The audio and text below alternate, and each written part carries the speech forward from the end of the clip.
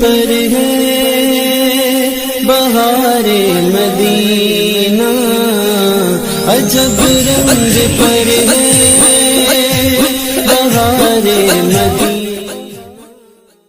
کہ من حق العالم اللہ تکثر علیہ الصبح. اور میں علم پڑھنے آیا نا طالب علم، ذرا ادب سیکھ کر آنا، ادب سیکھ کر آنا. حضرت ذوالنون مصری رضی اللہ تعالی عنہ فرماتے طالب علم کے لیے ضروری کیا ہے؟ طالب علم سے پہلے 20 سال ادب سیکھے، پھر کسی عالم کے دربار میں جا کر وہ 2 زانو تہ کر کے وہ علم سیکھے، پھر اسے علم کا نور نصیب ہوگا، پھر علم کا نور نصیب ہوگا. پہلی چیز مولا علی رضی اللہ تعالی عنہ کیا ارشاد فرمائی. میں طلباء سے معذرت چاہوں گا، میں کسی کی توہین کرنے یا یہ نہیں کہنے آیا کہ آپ ادب نہیں کرتے، ادب کرتے ہوں گے، یوں سمجھ لیں، یوں کہہ لیں کہ میں اپنے آپ کو سمجھانے کے لیے آیا ہوں. پھر بات علی کیا فرماتے ہیں کہ عالم کا حق پہلا یہ ہے اللہ تکثرا علیہ سوال. جب استاد کے سامنے بیٹھے نا تو زیادہ سوال نہیں کرنے. اب زیادہ سوال کیوں نہیں کرنے کہ یہ جب میں آخر میں پہنچوں گا مولا علی نے اس کی حکمت بیان فرما دی. یہ یہاں پر میں ایک سسپینس کے طور پر آپ کے سامنے چھوڑ رہا ہوں آخر تک. حضرات اسی وقت پہلی چیز کہ استاد کو سوال کر کے زچ نہیں کرنا، زیادہ سوال نہیں کرنے. اور اگلی چیز جو فرمائی ورنہ بلا تو جواب، اور جواب دینے پر اسے مجبور نہیں کرنی. جواب دے دے تو بسم اللہ دامن میں وہ موتی لے لو. اگر جواب نہیں دیتا تو اسے تم نے تھکانا نہیں، مجبور نہیں کرنا. جو موتی دے رہا ہے وہ لیتے جاؤ اور پھر آگے انتظار کر کے دیکھو. اور اگلی چیز جو بیان فرمائی وہ فرمایا وَلَا تُلِحِّوْ اِذَا قَاسِلًا. اگر استاد تھکا ہوا آئے تو استاد کی تھکاوٹ کا احساس کرنا ہے، اسے تنگ نہیں کرنا. نہیں جی بس ایک چھوٹا جا مسئلہ سمجھا دیو، ایک چھوٹی جی گل دس دیو. مولا علی فرماتی ہیں کہ جب تک تو استاد کا ادب، استاد کے سکون، استاد کی تھکاوٹ اس کا احساس نہیں کرے گا، تیرے پاس علم کا نور چل کر نہیں آئے گا، علم کا نور چل کر نہیں آئے گا. اور پھر بلا تاخذ بثوبہ اذا نہض. اگر استاد سبق پڑھا رہا ہے، پڑھا کر اٹھنا چاہتا ہے، سبق تھوڑا رہتا ہے، تیری تسلی، تیری تشفی ابھی تک نہیں ہوگی، تو استاد کا دامن نہ پکڑ، قمیض پکڑ نہ کھینچ کہ استاد جی بیٹھ جاؤ اگلا مسئلہ بتا کر جانا. حضرت ابی رضی اللہ تعالیٰ عنہ کے پاس جناب عبداللہ پڑھنے کے لیے آتے ہیں. ذرا یہاں پر درمیان میں بات یاد آ گئی تو اب دروازہ نہیں بجاتے بلکہ باہر آ کر کھڑے ہوتے ہیں. بلکہ یوں بھی میں نے پڑھا ہے کہ اگر استاد دیر کر دیتے تو پھر وہ باہر گلی میں وہی لیٹ جاتے.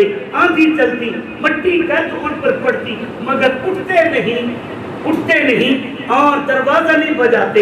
حضرت عبداللہ کے استاد تھے، انہیں پتہ چل گیا کہ جناب آتے ہیں پڑھنے کے لیے، مدینے کا دربار ہے، مدینے کا بازار ہے، پڑھے ہوئے میرے نبی کے، پڑھانے والے میرے نبی کے شاگرد. مولانا بات کر رہے تھے یہ منصب علم، یہ تعلیم کا منصب الہی ہے، اور تعلم کا منصب یہ منصب مصطفیٰ ہے. تعلیم کا منصب یہ منصب مصطفیٰ ہے، اور تعلم کا منصب صدیق اکبر، فاروق اعظم، عثمان غنی اور مولا علی کا منصب ہے. تو انہوں نے بات تشریف لائے اور کہنے کے بیٹا عبداللہ آپ آ جاتے ہو، یار دروازہ بجا دیا کرو، میں باہر نکلوں گا، آپ کو پڑھا دوں گا، چلے جایا کرو، دروازہ کیوں نہیں بجاتے؟ علم کی خاطر. وہ فرماتے ہیں کہ آپ تو نبی کے وارث ہیں، آپ تو انبیاء کے وارث ہیں، نبی کے وارث ہیں. اگر نبی کی کنڈی کھٹکھٹانے کے بجائے رب قرآن میں اپنے نبی کے انتظار کا حکم دیتا ہے، اگر ان کی کنڈی بجائے تو ایمان کے زائد اعمال کے محبوب ہونے کا خطرہ ہے. تو پھر یہاں پر میں اپنے اعمال کو ضائع نہیں کرنا چاہتا کیونکہ آپ اللہ کے نبی کے وارث ہیں. تو یہاں پر کیا فرمایا کہ اگر استاد اٹھ کر جا رہا ہے تو پھر کیا کرنا ہے؟ تم نے اس کا دامن نہیں پکڑنا، کہ بیٹھ جاؤ مجھے سمجھا کر جاؤ. اگلی بات فرمائے بلا تفشی لہو سرا، فرمایا کہ استاد اگر استاد کا کوئی راز ہے نا، استاد کا راز کسی کے سامنے ظاہر نہ کرے.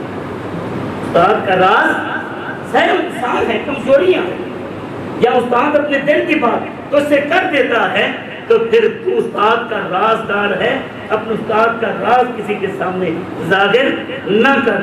ولا تغتاب له احدا، استاد کے سامنے بیٹھ کر دوسروں کی غیبت اور چغلی بھی نہ کھائے، دوسروں کی چغلی اور غیبت بھی نہ کیا کر. اور پھر فرمایا وَأَن تَجْلِسَ أَمَامَهُ، اگر استاد کی بارگاہ میں تجھے آنا نصیب ہو گیا ہے سامنے بیٹھا کر.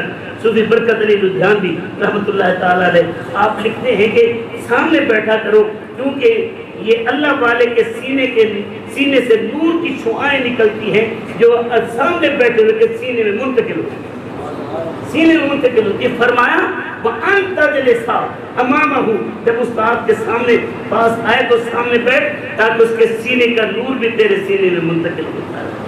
اور پھر آگے فرمایا وَإِذَا أَتَيْتَهُ خَصَّصْتَهُ بِالتَّحِيَّةِ وَسَلَّمْتَ عَلَى الْقَوْمِ عَامَّةً. استاد بھی بیٹھا ہے، مجمع سارا بیٹھا ہے، حکم یہ فرمایا آ کر مجمع سارے کو عام سلام کر، لیکن خصوصی پروٹوکول اور تحیت کا سلام جس کو کرنا ہے وہ تیرا استاد ہونا چاہیے، عالم دین، وہ عالم دین، خصوصی سلام اسے آ کر آپ نے کرنا ہے. اور پھر فرمایا وَأَن تَحْفَظَ سِرَّهُ وَمَغِيبَهُ مَا حَفِظَ أَمْرَ اللَّهِ. علماء کے لیے بھی مدرسین کے لیے بھی ایک پیغام دیا. فرمایا کہ طالب علم تو استاد کے راز کی حفاظت کر، اس کے سامنے بھی، اس کے پیٹھ پیچھے بھی، اس کا ظاہر کا راز بھی، اس کا چھپا ہوا راز بھی. کب تک؟ ما حفظ امر اللہ، جب تک وہ عالم اللہ کی شریعت کا پابند رہے، اللہ کی شریعت کا پابند رہے. کتنی بڑی بات کی ہے مولا نے، علماء کو جوڑ کر، اساتذہ کو جوڑ کر یہ رکھ دیا.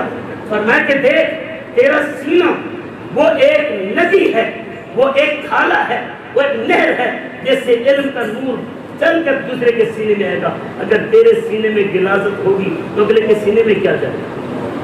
اس لیے فرمایا کہ پہلے اپنا سینہ صاف رکھ، اپنی نظروں کو صاف رکھ، اپنی اداؤں کو صاف رکھ، اپنے کردار کو پاک رکھ، تاکہ تیرے کردار سے طالب علموں کا کردار غلیظ اور آلودہ نہ ہو.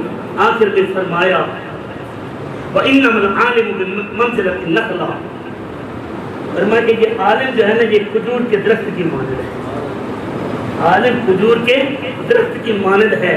فرمایا کہ عالم جب کھجور کے درخت کی مانند ہے تنتظر، تو انتظار کر متى يسقط عليك من الشيء، کہ اس کھجور کا پھل کب گرتا ہے اور تجھے نصیب ہوتا ہے. پہلی بات جو میں نے کی وہی مولا علی نے آخر میں جواب دے دیا. وہ کیا تھا؟